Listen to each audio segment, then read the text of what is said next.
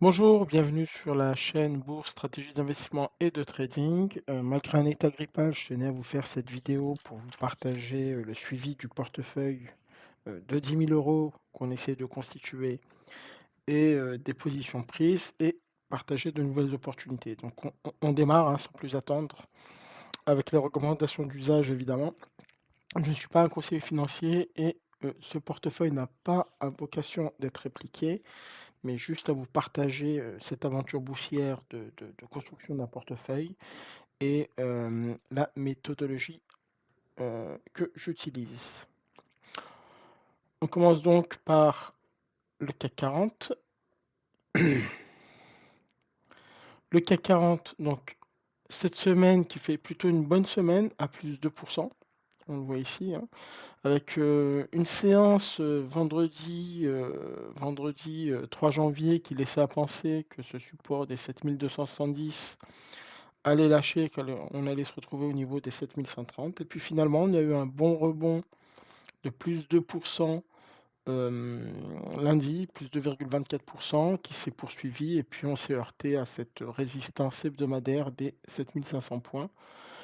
On va passer en hebdomadaire, ce qui permettra de prendre un peu de hauteur et on voit que le CAC 40 est actuellement dans un canal, plutôt baissier avec, ce haut de canal qui a été testé une première fois, une deuxième fois, une troisième fois et puis on l'a testé cette semaine.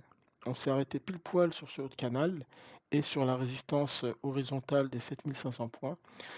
À voir la semaine prochaine si on aura la force d'aller, casser ce canal et casser cette résistance pour continuer la hausse. Mais c'est plutôt encourageant pour la suite. On va passer immédiatement au suivi des valeurs. Donc, on va commencer par 4Farmers qu'on avait intégré au portefeuille. 4Farmers en hebdomadaire, donc on est toujours au-dessus des moyennes mobiles 7 et 20 semaines. La moyenne mobile 200 semaines est plutôt descendante, mais on est passé au-dessus. Et on a cassé la résistance des 3,40, 3,43 en termes hebdomadaires. Mais comme je vous l'ai dit sur la précédente vidéo, je trouve que la configuration est plutôt assez molle. Et en journalier,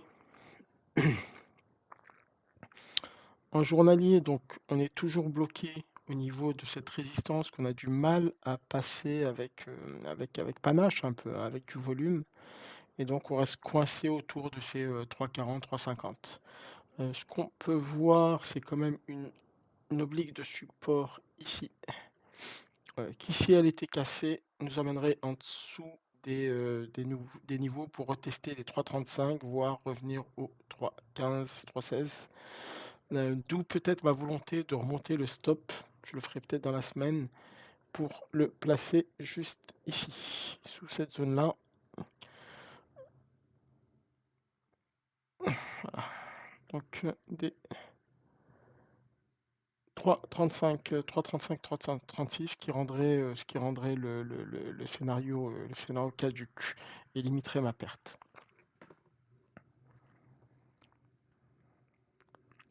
ESSO.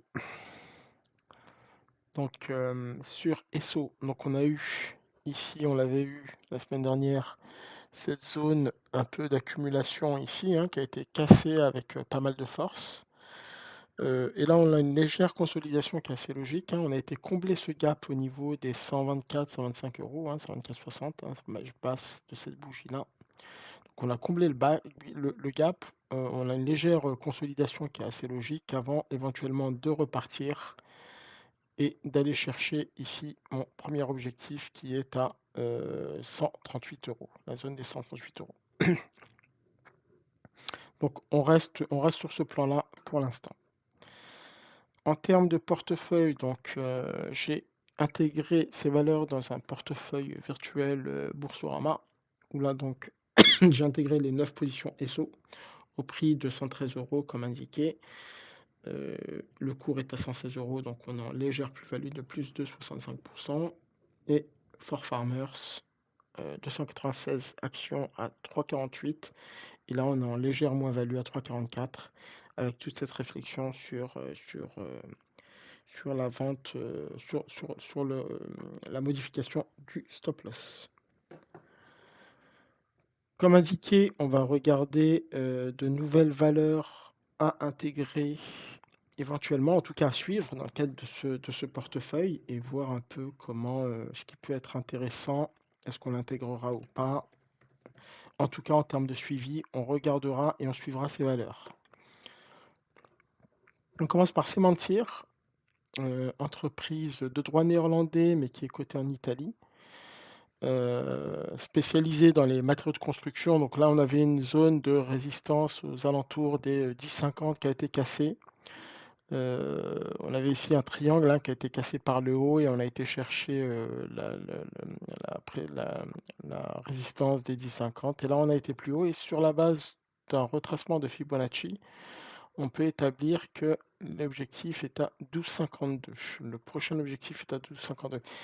Donc voilà, cette bougie, qui est venue ici se reposer sur 10,50 à surveiller, voir ce que sera la bougie de la semaine prochaine pour éventuellement envisager, une prise de position, sur Semantir et un stop loss que je mettrai peut-être ici, hein, au niveau des 10,24. À voir, je vais gérer ce risk management. Mère Technimont, c'est un peu, comme Vallourec que j'ai, sur mon portefeuille réel, hein. Je crois que du Vallourec, j'en ai, je crois, autour de 12 € en prix unitaire. J'ai joué Vallourec sur la reprise des investissements et la restructuration un peu de la boîte, hein, qui s'est totalement désendettée. Là, on a appris cette semaine qu'elle allait, verser un dividende. La Mère Technimont, c'est également l'ingénierie, pétrolière qui bénéficie, un peu de l'effet Trump. La volonté d'investir assez massivement. Donc on est dans les hydrocarbures. Donc on est ici dans une boîte qui s'est bien redressée, avec la M200 qui a joué totalement son rôle, hein, de zone de support dynamique. On le voit ici, on le voit ici. Et là, on a eu une zone d'accumulation qui s'est formée pendant depuis le mois de mai 2024, hein. On a été sur le plus haut, on a bloqué sur ces résistances, on a été chercher plus bas, on est remonté, on descend. Et là, on a cassé. On a cassé vendredi 27, donc en fin d'année 2024, et on est parti. Peut-être faudrait-il attendre, en termes de stratégie, une légère consolidation avant d'envisager de repartir vers le haut.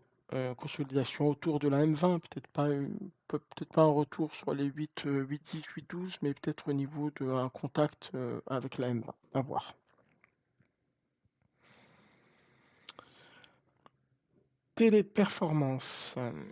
Téléperformance, entreprise pas mal rejetée par les marchés ces derniers mois suite au sujet de développement de l'intelligence artificielle et de la menace que ça peut représenter sur l'activité de téléperformance. Techniquement, en tout cas, effectivement, on est dans une tendance baissière, c'est très contrarien comme stratégie. Néanmoins, on constate que depuis plusieurs semaines, plusieurs mois, cette zone des 80 € sert de support. Donc, une stratégie à 80 €, ici, une stratégie de prise de position avec un stop loss sous ces 80 € pourrait être intéressante. Avec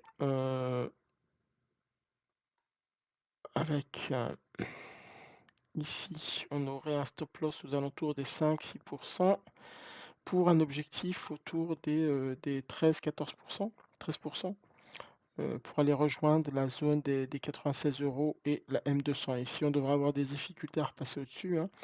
La M200 a déjà fait office de résistance dynamique, même si ici ça a été cassé, mais on a vite réintégré des zones sous la M200, donc c'est assez compliqué. Le point positif, c'est quand même qu'elle a tendance à s'aplatir. Donc, pour les plus agressifs, pourquoi pas imaginer une stratégie allant dans ce sens. Katana. Katana, fabricant de bateaux de plaisance. Sur Katana, donc on avait ici une résistance à 5,30 qui a été autour de 5,30 qui a été cassée avec une belle bougie, hein, en ce début d'année, mardi. Voilà, une belle bougie, du volume. Ce qui m'intéresse beaucoup plus sur Katana, c'est une stratégie hebdomadaire. Où là, on voit que c'est constitué, une résistance oblique qui a été testée une fois, 2 fois et puis là, on revient la tester avec pas mal d'énergie, hein, pas mal de force, hein, du volume, M7, M20 qui ont croisé à la hausse et qui sont en support des cours, mais on se confronte à la M200. Donc on a quand même, 2 phénomènes, cette oblique et cette M200 hebdo qui est ascendante. On verra si elle servira de résistance dynamique ou pas. Ici, en tout cas, ça a été le cas. En cas de cassure, premier objectif autour des 6,40-6,44. Et enfin, Crossject. Le trading et l'investissement, c'est également souvent, beaucoup de patience. Et Crossject est là pour le montrer, hein, en fait, hein. On est clairement sur une entreprise qui était en en en configuration plutôt baissière, hein, avec un gap ici et une zone d'accumulation qui s'est formée depuis, mars 2024. Et ce qui est intéressant, c'est que en données journalières, Crossject a cassé, sa M20, a cassé la M200 descendante. On l'a clôturé légèrement au-dessus de la M7, mais qui est plutôt descendante. Et là, on a une zone de résistance autour des 2,50. Donc, en cas de cassure de cette zone de résistance, où là, effectivement, dans cette configuration-là, dans cette précédente cassure, on n'avait pas cassé la M20. Et là, on a cassé la M20 et les cours sont au-dessus de la M20. Donc, c'est plutôt intéressant. Donc, en cas de cassure de cette zone de résistance des 2,50, pourquoi pas ne pas viser dans un premier temps la zone ici, des 3 euros. 3 euros, ce qui ferait un écart par rapport au cours ici de près de 40%. Et en cas de volonté de sécuriser un peu son trade, d'attendre la cassure des 2,50 et on aurait un écart de l'ordre de 16-17%. Donc voilà, c'est une stratégie qui peut être intéressante pour les plus agressifs et qui est tout à fait valable. Quelques positions que j'observe pour le long terme, avec notamment Mercedes, qui malgré la crise que vit un peu l'industrie automobile, c'est une valeur qui m'intéresse. Mercedes qui est depuis ses plus hauts dans un canal baissier plutôt, et là on se rend compte qu'il y a eu cassure de ce canal en données journalières. Alors ça a déjà été le cas ici. On a été bloqué au niveau d'une résistance hebdomadaire, donc à voir ce que seront les bougies qui suivent. On a besoin encore de quelques chandeliers pour se faire un avis. Mais on voit bien que Mercedes, depuis plusieurs semaines, est enfermé entre cette zone des 52 € et 56 €. Ici, il y a la M20 qui fait résistance dynamique, mais on a cassé la M7. Donc, on risque encore de ranger et pourquoi pas commencer à se constituer une ligne long terme sur ces niveaux-là, ça peut être intéressant. J'ai également Puma que j'observe sur une perspective également long terme, où là on voit un espèce de biseau descendant qui s'est formé sur des données hebdomadaires. Et donc en cas de cassure de cette zone-là, de cette résistance oblique, également, pourquoi ne pas commencer à réfléchir à constituer une ligne de fond de portefeuille plutôt long terme. À voir, je regarde ça de près, j'observe ça de près. Et enfin, la troisième valeur que je suis pour le long terme, c'est L'Oréal, qui connaît des difficultés en Chine, L'Oréal, qui subit la, le ralentissement économique chinois et comme toutes les valeurs du luxe d'ailleurs, mais qui a quand même une configuration que je trouve assez intéressante si on n'est pas exposé au luxe, en envisageant un retour sur cette zone-là, là, des 300, c'est peut-être un peu agressif, mais la zone des 300 $, 300 €, pardon, 300 à 310 €. Ici, on est sur une résistance, sur un support mensuel autour des 320 €. Mais voilà, au vu de la configuration, journalière avec une M7 et une M20 qui est plutôt descendante, on est carré on est vraiment sur une configuration qui est très dégradée, hein, avec une M200 qui est également, descendante en journalier. Voilà, c'est vraiment l'idée de commencer à prendre des positions pour se constituer, un portefeuille, un fonds de portefeuille et viser sur plusieurs années une reprise du secteur du luxe. Voilà, c'était tout pour aujourd'hui concernant, le suivi des valeurs sur les prises de position, c'est-à-dire Esso et ForFarmers, mais également, les positions qu'on peut suivre en trading. On a Crossject, Carmat, Téléperformance, Mertec-Nymon et Semantori, mais également sur les éventuels investissements qu'on peut faire à long terme sur Mercedes, Puma et L'Oréal. Donc, voilà, j'espère que cette vidéo vous a plu. N'hésitez pas à vous abonner, à liker, à commenter et puis, au plaisir de vous retrouver. À très bientôt. Salut.